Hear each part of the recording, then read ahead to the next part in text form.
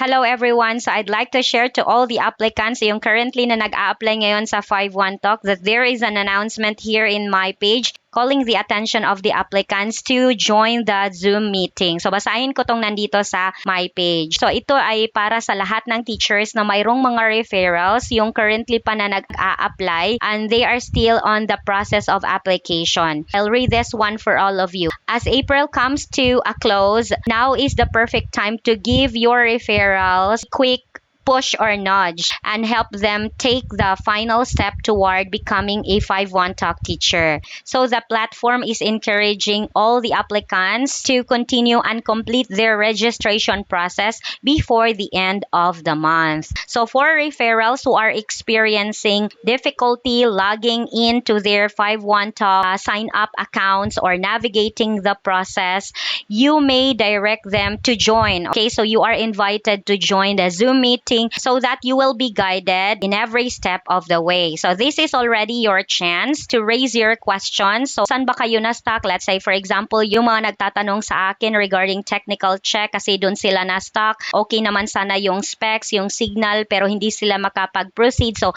join this following meetings. I will post it here on screen para na maka-join kayo and ma-raise nyo yung mga tanong ninyo. So if you have some problems also, rescheduling of NTT, CE demo, or whatever concerns you do have in your application, this is the best time for you to be guided. Okay, ito yung first schedule. Zoom link 1, schedule April 27, 2026. Time is 1 to 2 p.m. Yan, nandyan po yung Zoom link, saka yung meeting ID, and then passcode. If you're not available on April 27, mayroon naman tayong next na schedule. April 28 to 30, time is 9 a.m. to 1 p.m. and 3 p.m. to 5 p.m. Yung meeting link pa rin yung nakalagay dito. The meeting ID is this one and the passcode. Okay, pero kung hindi kayo makapasok, especially sa mga referrals ko, just message me para na mabigyan ko kayo ng Zoom link. At saka gamitin nyo yung meeting ID and passcode. And then we also have for April 28 to 30, the time is 11 a.m. to 12